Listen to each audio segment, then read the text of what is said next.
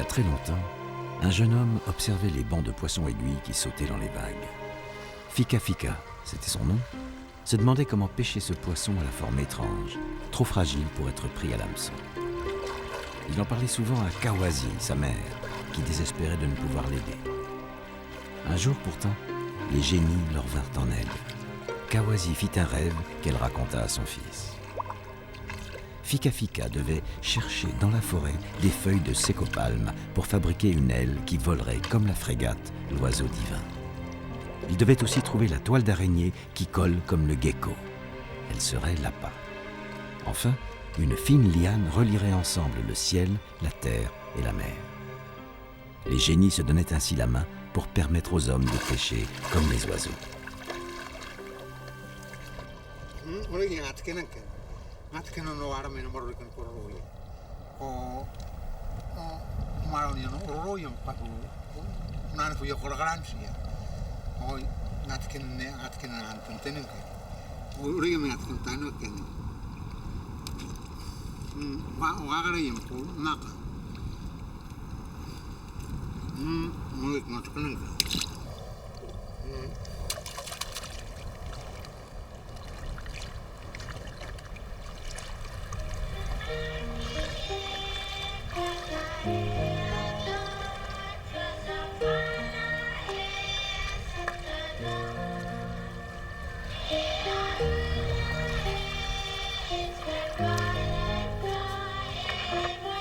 Wapo est le chef coutumier des Aïkawa, la plus ancienne tribu de l'île de Santa Catalina, au sud de l'archipel des Salomon. Chaque année au mois de juin, quand souffle le Mawa, le vent du cerf-volant, il part pêcher dans les vagues de l'océan Pacifique.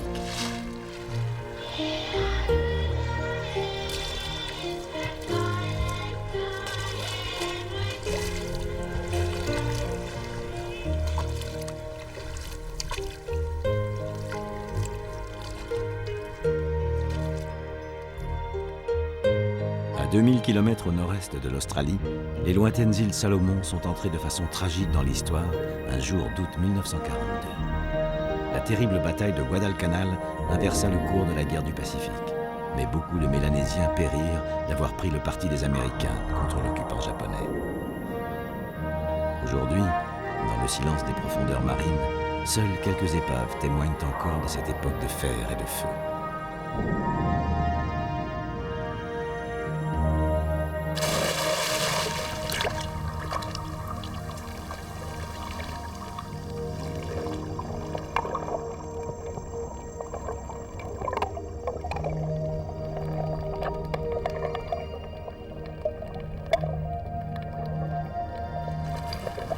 Jay est le petit-neveu de Wapo.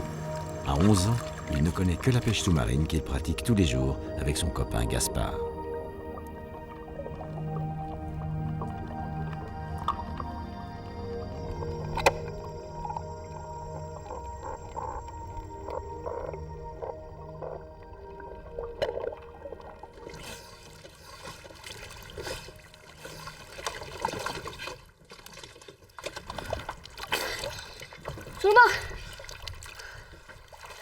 Jay est, lui, descendant de Fika Fika par sa mère, ce qui le désigne, comme le dit la coutume, pour incarner à la suite de Wapo la légende de la pêche au cerf-volant.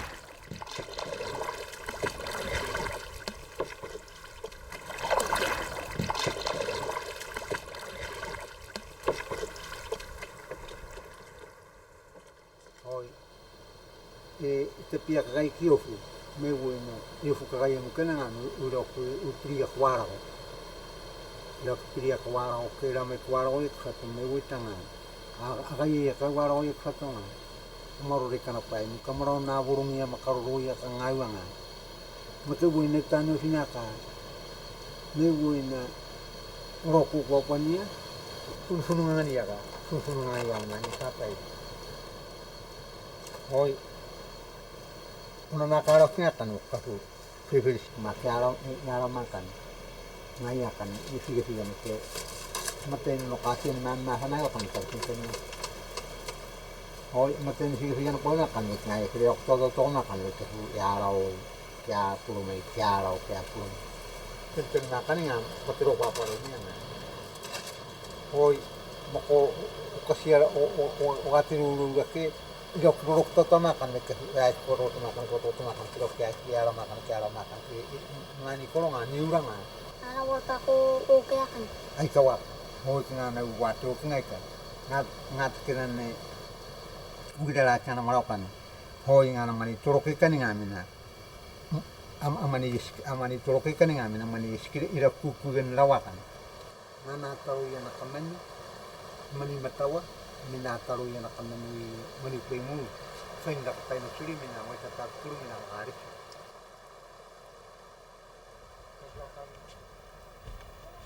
lugaria kau kalau sama siapa lugaria kau kalau alu kafir mana alu yang nau ke alu kafu lara gani salahnya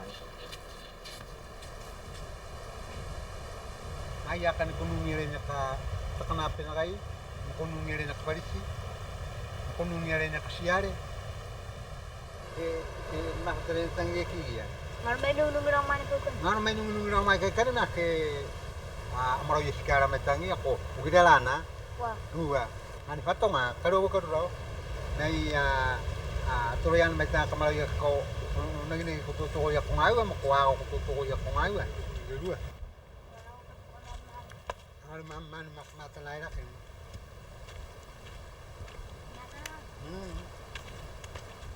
Kana warong na kan. Kana warong ni mga ni lain akin ni. Mana kan ko kan may kan kana anna bete. Ko kana warong na kan kana warong na korong.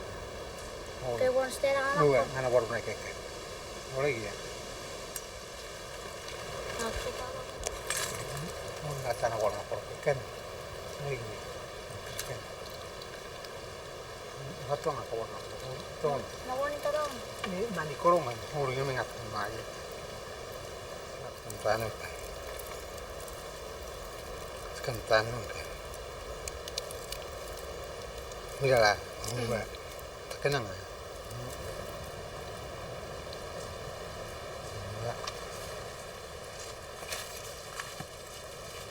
Hoy, mira na, erbitan.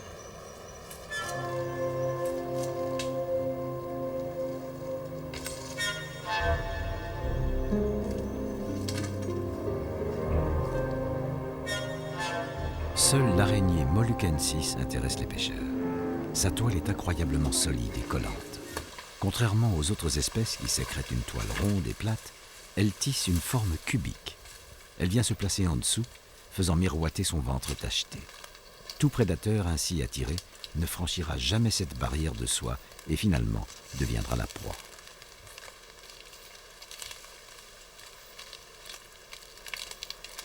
Wapo, en récoltant la précieuse toile, fait attention à ne pas tuer l'araignée et ne prend qu'une partie de son édifice. Ici, l'araignée est une alliée très précieuse.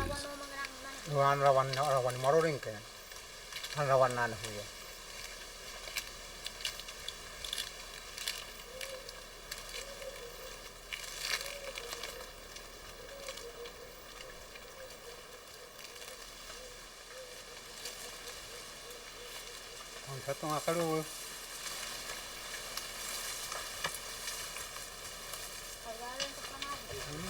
Hoy, ori yak malakan.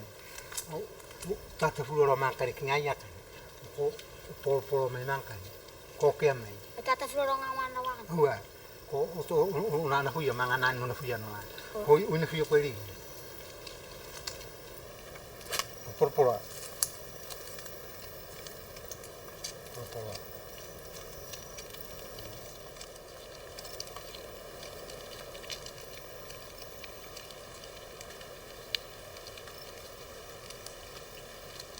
Hoy proportain.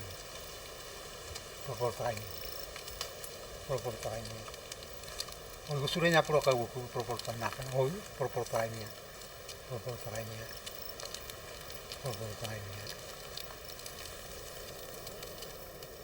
Hoy ensia wo karawakan. Fatong kan ensia. Nakan musia wo. Hoy. Ram sila ka kan. Vale, koko. Hoy nga ngan fatong. Oh, ya udah. Ya.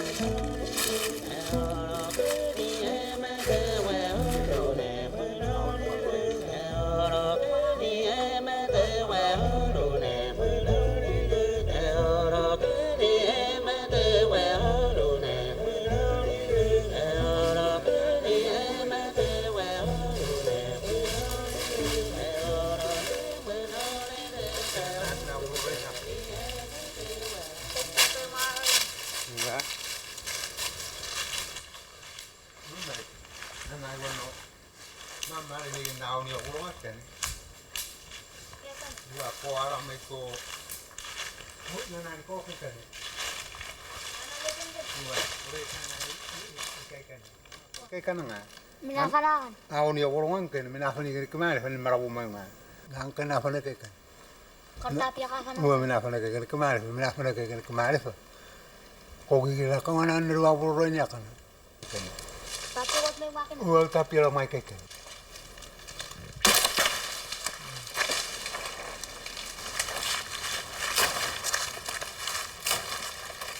Nasa niya naman yun. Iya iya. May kama ta na marok. Akan kolak.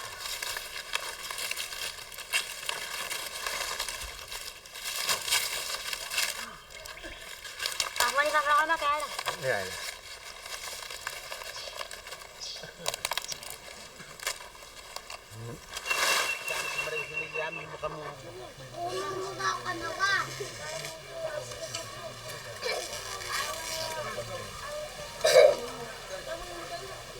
Quelques jours plus tard, Wapo enseigne à Jay la fabrication de l'appât et du cerf-volant.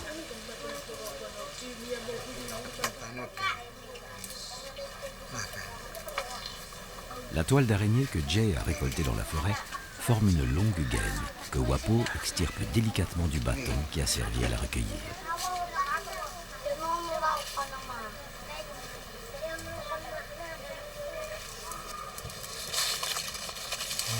Bersih kan.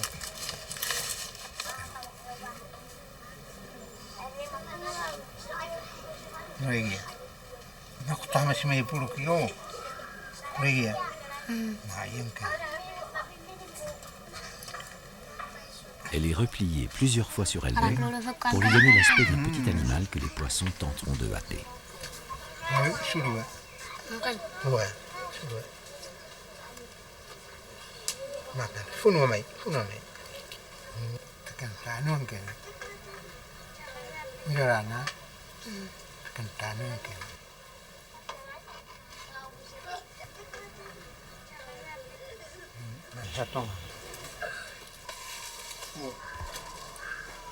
L'assemblage du cerf-volant est un travail de précision qui prend presque toute une journée.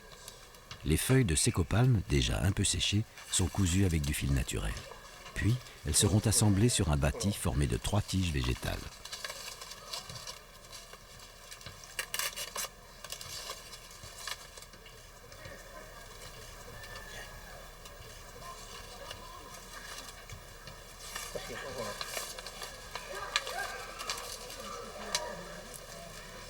L'origine du cerf-volant est chinoise et remonte plusieurs siècles avant Jésus-Christ. De là, il s'est rapidement disséminé dans le sud-est asiatique, puis dans tout le Pacifique. Qui fit voler le premier cerf-volant et à quoi ressemblait-il? Personne ne le sait. Mais tous ceux qui l'ont utilisé pour la magie, la guerre ou la pêche ont leur propre version de l'histoire. Et chacun a développé sa propre méthode de fabrication qui lui donne une forme à chaque fois différente. Ici, sur Santa Catalina, avec les ailettes, la base du cerf-volant forme un M qui symbolise les ailes de la frégate, l'oiseau de la légende.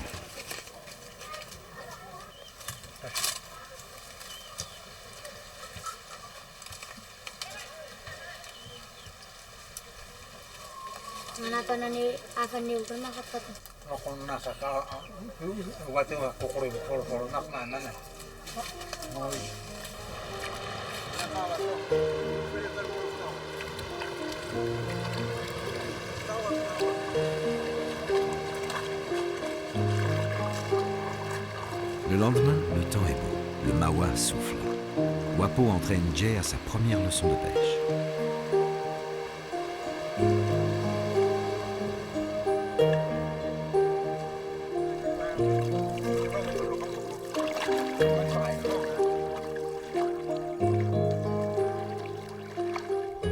Le vieux pêcheur montre à son élève comment il laisse le cerf-volant prendre sa hauteur de vol.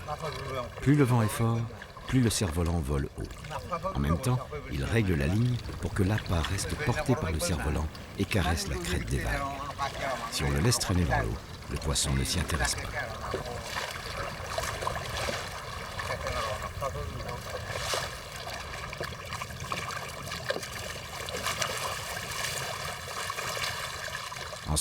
Les pêcheurs rament en prenant garde de ne pas remonter le vent pour que l'aile garde sa hauteur et que l'appât croise le chemin des poissons aiguilles. Soudain, le cerf-volant virevolte et perd sa hauteur. Un poisson vient d'être attrapé. Grâce à sa longue expérience, Wapo ramène le cerf-volant avant que sa prise ne l'entraîne dans l'eau.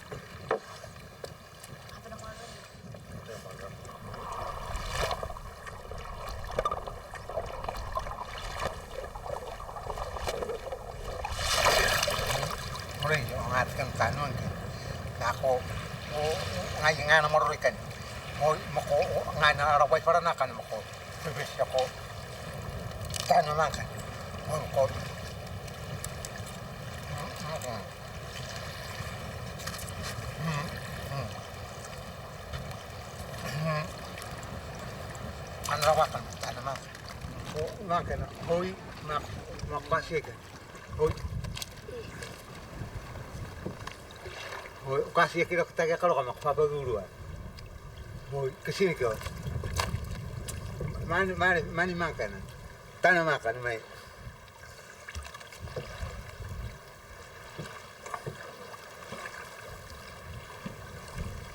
hoi siapa tentu makan atkan tanah kau kasih yang apa dulu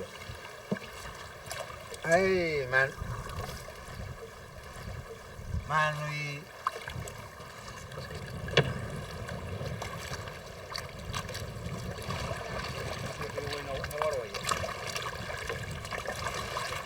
anak orang kau masak berbeda tu nah bekerja apa pun ini jangan kawan ingat kau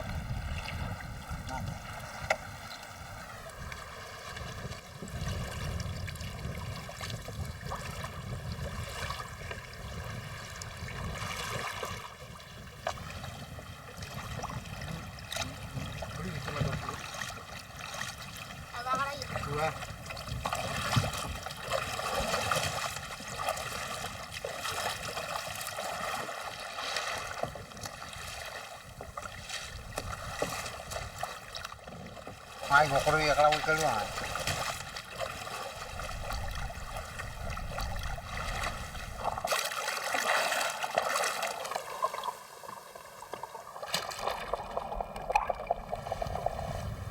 Ayo pa pergi mah.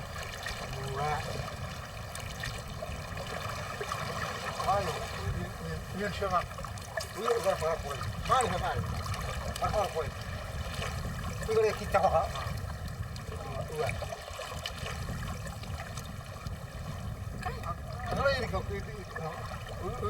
Siapa? Lagi kau.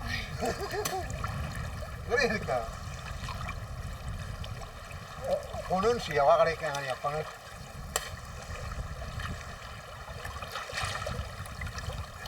Mana kau?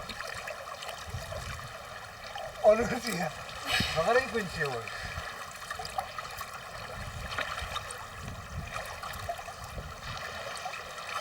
Enggak. Oh iya. Korak-korak nama ekor lagi ya.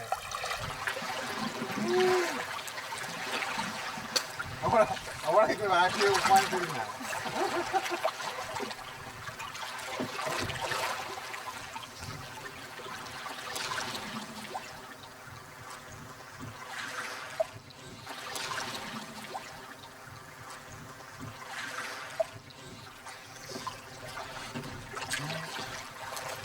Ano kasih makan? Kini udah kawan kerja. Pergi lagi. Kasih yang apa dulu? Oh lu sih? Enggak. Mau mana? Mau apa? Kali.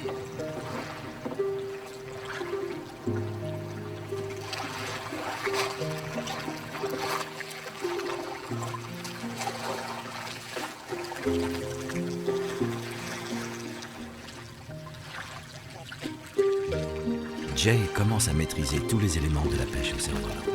Wapo est ravi. Il est maintenant sûr que lorsqu'il rejoindra les esprits, Jay deviendra le nouveau propriétaire de la légende et perpétuera la coutume.